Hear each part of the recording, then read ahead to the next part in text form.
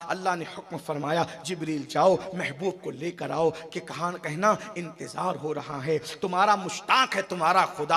अल्लाह अकबर। जिब्रील आए 70,000 फरिश्तों को लेकर। उस दिन रसूलुल्लाह अपने घर में भी नहीं, अपने चचाजाद बहन हजरत उम्मे हानी के घर में सो रहे थे, क्योंकि मक्के के गुंडों ने इतना सताया था कि हुजूर अलैहिस्सलाम को सताने की वजह से हुजूर के सर में दर्द हो रहा था। याद रखिए, हुजूर के सर में जिस रात मिराज भी, उस रात हुजूर के सर में दर्द हो रहा था। बुखार और सर दर्द, ये दो बीमारियां अल्लाह ने महबूब को अता की है। अब जरा तवज्जो करना, दोनों का राज। जिस दिन सर दर्द हुआ उस दिन ला मकां पे बुलाकर दीदार कराया, और जिस दिन बुखार आया उस दिन दुनिया से बुलाकर अपना दीदार कराया। हुजूर को दो बीमारियां अल्लाह ने अता की, इसीलिए ना बुखार को बुरा कहो ना सर दर्द को बुरा कहो। एक बुजुर्गों के सर में दर्द हुआ, उन्होंने रात भर शुक्राने में नफिल अदा की। जो बीमारी तूने महबूब को दी थी वो बीमारी आज तूने उसके गुलाम को अता फरमा दी। क्या हो रहा? अल्लाह अकबर। जिब्रील अलैहिस्सलाम 70,000 मलाइका को लेकर के आए और उम्मे हानी के घर, अपनी चचा की बेटी के घर क़याम चादर डाल के सो रहे। जिब्रील ने देखा हुजूर सो रहे हैं। जिब्रील है भाई, फरिश्तों का सरदार है, कोई छोटा मोटा आदमी नहीं। फरिश्तों में जिसकी चलती है, फरिश्तों का बादशाह, सबसे ऊपर रहने वाला फरिश्ता जिब्रील अमीन। कितने पर है? 600 पर। 600 पर। एक पर खोले तो पूरी दुनिया उसमें सिमट आए। एक पर का ये हाल है। जिब्रील पलक के झपकते सिदरा से जमीन पे आते, पलक के झपकते उधर जाते। ये उससे आगे कोई नहीं रहता, आखिरी में जिब्रील ही रहते हैं सिदरा पर। अब सुनना, अर्ज करूं ना, लेट होने की वजह से टाइम पूरा हुआ, लेकिन उन्वान ऐसा छिड़ा है कि दिल चाहता है। तो जिब्रील ने देखा हुजूर सो रहे हैं। जिब्रील ने देखा हुजूर सो रहे हैं। जिब्रील वापस गए। वापस गए क्यों? जानते हैं बारगाहे नाज है। आदम की गुस्ताखी हुई, मुअल्लिमुल मलाइका से शैतान बनाकर भगा दिया गया। यहां आदम नहीं है, जाने आदम है। बड़ी सरकार है, उससे बड़ी सरकार है। नहीं जगाया, वापस गए। वापस जाने के बाद मौला वो तो सो रहे हैं, कैसे जगाऊं तू ही बता, है कैसे जगाऊं तू ही। अल्लाह ने कहा जिब्रील सबको नूर से पैदा किया, तुमको जन्नती काफूरी नूर से पैदा किया। नूर काफूर से तुमको इसलिए पैदा किया कि आज ये काम तुमसे लेना था। जाओ अपनी पेशानी मेरे महबूब के तलवों पे रखो और अपनी पेशानी हबीब के तलवों पर मलते रहो, आंख खुल जाएगी। काफूर की ठंडक जब तलवों से महसूस होगी, हाय हाय हाय क्या मेरे नबी की शान है। कोई मौलवी साहब नहीं है अभी यहाँ, कोई मुफ्ती नहीं है, कोई वली कुतुब अब्दाल नहीं, सैयदुल मलाइका, फरिश्तों का उस्ताद, फरिश्तों का सरदार। और अल्लाह क्या कह रहा है? तलवे पर पेशानी, महबूब के इब्तिदा पर तुम्हारी इंतहा को मलो। पेशानी इंतहा है, कदम इब्तिदा है। और अब जिब्रील गए सैयदुल मलाइका और हुजूर सो रहे हैं, और जिब्रील ने पेशानी मलना शुरू की। पेशानी जगाने का ये अंदाज भी किसी को देखा है? अब जो शहजादा बैठा है, इनके दादा इस पर क्या कहते हैं आप लोग तो जानते। ये बैठे सिर्फ इसलिए थोड़ी पढ़ रहा हूं, मैं तो हमेशा पढ़ता हूं। जो लोग मुझे सुनते हैं वो जानते हैं। हम मुंह देख के बात नहीं, ना हम मुंह देख के बात करते हैं, ना महफिल देख के बात करते हैं, ना लिफाफा देख के। हम तो मदीने की सरकार थे।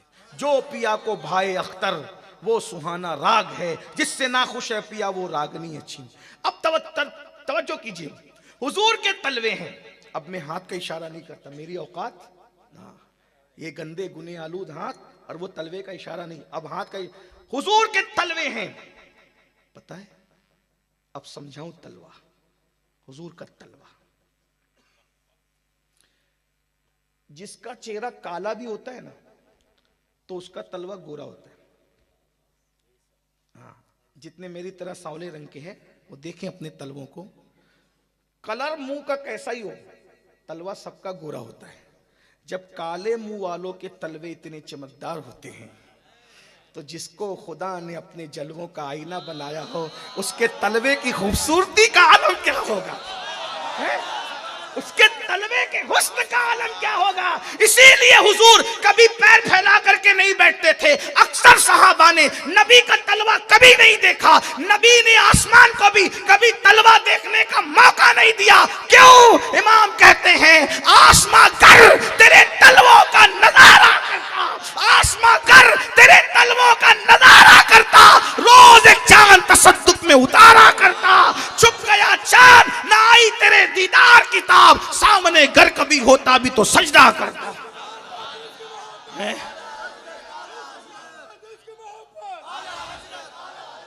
और गौर करें हुजूर का तलवा कितना खूबसूरत होगा। तलवे पर बात आई तो एक बात और, सैयदना सिद्दीक अकबर रसूलुल्लाह को गारे सौर पे लेके चढ़े। हुजूर को लेके कोई खड़े नहीं रह सकता है, चढ़ कैसे सकता है? 500 फुट का वो गार है, आदमी अपना बच्चा लेके नहीं चढ़ सकता भाई, देखना कभी भी बच्चा लेके भी नहीं चढ़ सकते आप। मैं गया था, मैं समझता हूं कि 5-6 जगह रुकते रुकते गया। पहली बार गया था तो 2 जगह रुका था, उस वक्त मेरी उम्र 20 साल की थी। अभी गया था तो 5-6 जगह रुकना पड़ा, अभी थे शायद हम सब साथ में थे। और अभी तो बहुत अच्छा बन गया है। और हम जब गए थे 2004 में तो और थोड़ा खस्ता था, लेकिन अभी ज्यादा अच्छा बना है। लेकिन जब 1400 साल पहले सिद्दीक लेके गए थे हैं? कुछ था। और फिर सिद्दीक अकबर कदम रख के नहीं चल रहे थे, उंगली रख के चल रहे थे, क्योंकि कदम रख के चलूंगा ना तो अरब वाले पैरों से आदमी को पहचान लेते हैं, पकड़े जाएंगे, तो उंगली रख के हुजूर को बिठाकर, हुजूर को बिठाकर उंगली रखकर चलने का राज क्या? तो ये कुछ बातें ऐसी होती है जो किताबों में नहीं मिलती, ये सूफिया दिल सीने से सीने में मुंतकिल करते हैं। तो सूफिया कहते हैं कि सिद्दीक अकबर से किसी ने पूछा कि आप रसूलुल्लाह को लेकर चढ़ कैसे गए, कि नबी को लेकर चला नहीं जा सकता, कोई चढ़ कैसे सकता है? तो सिद्दीक ने कहा मैंने नबी को बिठाया था इस तरह से कि हुजूर मेरे कंधों पे थे, एक पैर इधर था और एक पैर इधर था, मुझे लगता था मेरी हड्डियां टूट जाएगी, तो मैं नबी का इस तरफ का तलवा देखता, तलवा इतना खूबसूरत था, उसके जलवे में गुम हो जाता आगे बढ़ता, इस तरफ का तलवा देखता और उसी में गुम हो जाता आगे बढ़ता, तलवे के जलवे में गुम था, गारे सौर आ गया। अब मेरे इमाम उस तलवे को बयान करते, तेरे कदमों में जो है गैर का मुंह क्या देखे, कौन नजरों पे चढ़े देख के तलवा दे। क्या तलवा है? अरे जिसके तलवे के जलवों का ये आलम हो, उसके रुखे रोशन के जलवों का आलम क्या होगा? अल्लामा जामी उनके रुखे रोशन के बारे में कहते हैं, जहां रोशन अस्त अज जमाले मोहम्मद, जहां रोशन अस्त अज जमाले मोहम्मद, दिलम जिंदा शुद अज विसाले मोहम्मद, दिलम जिंदा शुद अज विसाले मोहम्मद, बसिद को सफा गश्त बेचारा जामी, गुलामे गुलामाने आले मोहम्मद। बहुत वक्त जाएगा भाई, मिराज है अल्हम्दुलिल्लाह। तो जिब्रील ने तलवे पर अपनी पेशानी रख के मन्ना, तो जिब्रील तो सरदार है ना, बादशाह है ना फरिश्तों का, तो जिब्रील के सर पे जन्नत का ताज था। तवज्जो, बादशाह का नहीं, शाहजहां का, गौरी का, खिलजी विलजी ये सब कुछ भी नहीं है ना, फकीर है। जिब्रील के सर का ताज, और वो ताज में मोतियां हैं। अब तवज्जो कर लें समझाने के लिए, वो ताज में मोतियां हैं। जब जिब्रील ने अपनी पेशानी हुजूर के तलवों पे रखी तो बरेली का कलंदर उसकी अक्कासी यूं करता है, ताजे रूहुल कुद्स के मोती जिसे सजदा करें। लोग कहते हैं लखनऊ वाले शेर समझते हैं, लेकिन गुजरात वाले भी समझते हैं। हाँ, मतलब यह है कि शेर समझने के लिए उर्दू जानना जरूरी नहीं है, इश्क मुस्तफा का होना जरूरी। ताजे रूहुल कुद्स के मोती जिसे सजदा करे, रखती है कितना वकार, अल्लाह अकबर एड़िया। बार फिर हुजूर ने आंखें खोली, जल्दी जल्दी हुजूर ने आंखें, जिब्रील क्या हुआ?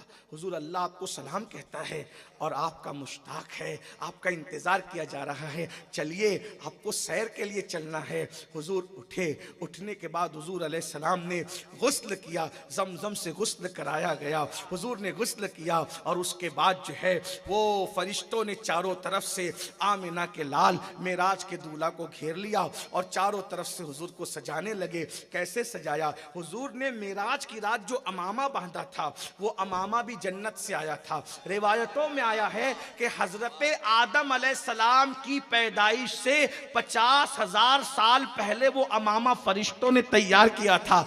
ये अचानक का प्लान नहीं था मेराज का, ये तो पहले से फैसला था ना कि महबूब जमीन पे रहेंगे। आसमान वालों की मेराज कैसे होगी? कदम जमीन चूमेगी, घमंड करेगी कि मैं आसमान से अफजल हूं। ऐ आसमान, तुझे भी तो चूमने का मौका मिलना चाहिए। तो हबीब को बुलाएंगे, उसका रुखे रोशन दिखाएंगे, फिर जल्दी जल्दी चलते हैं। आमिना के लाल को मेराज का दूल्हा बनाया। उधर ऐलान हो रहा है, अब तवज्जो से सुने, तखज्जुलात की दुनिया में, तसव्वुरात की दुनिया में उधर ऐलान हो रहा है, आफताब नबुव्वत आ रहा है। खबरदार आफताब अपना चेहरा छुपा ले, इसलिए कि अब इस आफताब की रोशनी की जरूरत नहीं है, इसलिए कि जब आफताब नबुव्वत बेनकाब होगा तो तेरे फानी नूर की जरूरत पड़ेगी। ऐ सूरज, तुझे नूर कहां से मिला? नूर की खैरात लेने दौड़ते हैं महरुमा, उठती है किस शान से गर्दे सवारी वाह हवा, बचा जो और वो एक मकाम पर मेरे इमाम फरमाते हैं ना, अल्लाह अकबर, कहते हैं कि उस जब मेरे नबी को गुस्ल दिया जा रहा था तो चांद सूरज सितारे कटोरे ले लेके खड़े थे। हम भी नबी का गुसाला अपने अंदर भर ले तो कयामत तक चमकने का शऊर मिल जाए। अल्लाह अल्लाह, जिसके गुसाले की चमक का ये आलम है। अल्लाह अल्लाह, इरशाद हो रहा है, सूरज अपना मुंह छुपा ले, आफताब नबुव्वत की मौजूदगी में, यानी बेपर्दा होने की मौजूदगी में उसकी कोई जरूरत नहीं। एक मकाम पे कहते हैं, खुर्शीद था किस जोर पर, क्या बढ़ के चमका था कमर, बेपर्दा जब वो रुख हुआ, ये भी नहीं, ये भी नहीं, दोनों गायब हैं। चांद 27वीं तारीख को कभी देखा है चांद? देखा? मुंह छुपाए रहता है। आज भी 27वीं को नजर नहीं आता, आज भी 27वीं को नजर नहीं आता, जाके पूछो। हाँ, और जिनको नजर आता है फिर उनको नजर आता है, हाँ, लेकिन नजर नहीं आता वो। हाँ, फिर चांद छुप गया है। सितारों को कहा गया नए कपड़े पहनो, नए शबाब से तैयार हो जाओ। हुरान जन्नत को ऐलान होता है, हबीब आने वाला है, संवर जाओ, सज जाओ। जहन्नम के सब दरवाजे बंद कर दिए जाएं, जन्नत के सारे दरवाजे खोल दिए जाएं। जन्नत पर फिर से कुदसी इत्र का छिड़काव किया जाए। जन्नत को कहो कि संवर जाए, काबा को कहो कि संवर जाए। सबको सजाया संवारा गया और अब मेराज के दूल्हा की सवारी के लिए जिसका इंतखाब किया गया उसका नाम बुराक है। लोग बड़ी साइंस पे घमंड करते, ये जो बिजली है ना, इसको अरबी में बर्क कहते हैं। जब लोगों के सामने बर्क का कोई तसव्वुर नहीं था तब मेरे नबी की सवारी का नाम बुराक था। अभी लोग बिजली से वाकिफ नहीं थे तब नबी की सवारी का नाम था, और अभी तक तुम बर्क में उलझे हुए हो। नबी 1450 साल पहले बुराक को अपने कदमों का सदका दे चुके। बुराक क्या था?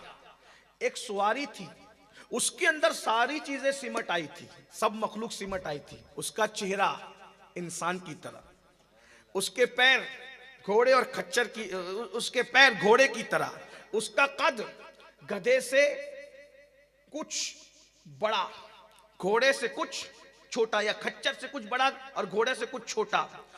उसके अंदर पर लगे हुए थे। यानी देखो, नबी की सवारी बनने जो आ रही है उसमें इंसान भी है, घोड़ा भी है, परिंदा भी है, देख रहे हैं, यानी सब सिमट आ रहे हैं। चरिंद परिंद सारी रानाइयां एक सवारी में सिमट आई है। हुजूर ये आपकी सवारी। हुजूर आए, हुजूर सर झुका के रोने लगे। बस अब बात यहाँ कहीं तो खत्म करनी पड़ेगी।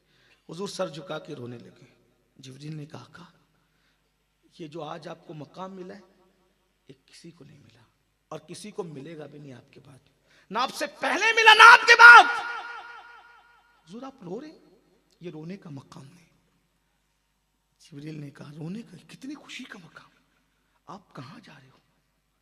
तसव्वुरात से परे, तखज्जुलात से परे, जहां कोई नहीं गया, मैं भी नहीं गया।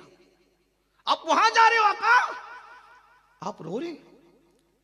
आका ने कहा हाँ जिब्रील। क्यों रो रहे आका? मैं अल्लाह से मिलने जा रहा हूं, मेरे लिए कितनी खूबसूरत सवारी है। क़यामत के दिन मेरी उम्मत भी तो अल्लाह की अदालत में आएगी, उनका क्या होगा जिब्रील? जिब्रील उनका क्या होगा? देखो खुशी में लोग अपने दोस्तों को भूल जाते, अपने बच्चों को भूल जाते, माँ को भूल जाते, बहनों को भूल जाते। या रसूल अल्लाह आप हमसे कितनी मोहब्बत करते आका हैं? अल्लाह से मिलने जा रहे और हुजूर को उम्मत की याद आ गई। मेरे आका रो पड़े। अल्लाह को कब गवारा था महबूब रोता रहे। अल्लाह ने फरमाया जिब्रील महबूब को बता दो, आपके लिए सवारी का इंतजाम किया ना, आपकी उम्मत में जो आपसे वफादारी करेगा उसके लिए भी सवारी का इंतजाम कर देंगे। यहां रुक कर एक बात कहूं, हुजूर मेराज की रात सवारी पर बैठते हुए भी हमको याद करते हैं, हमारा भला चाहते हैं। और हम कितने बेवफा हैं, हम कितने बेवफा हैं। जो खुदा को देखने जा रहा है उस खुशी के मौके पे भी वो हमें नहीं भूलते और हम गुनाहों की नहुसत में उनको भूल गए।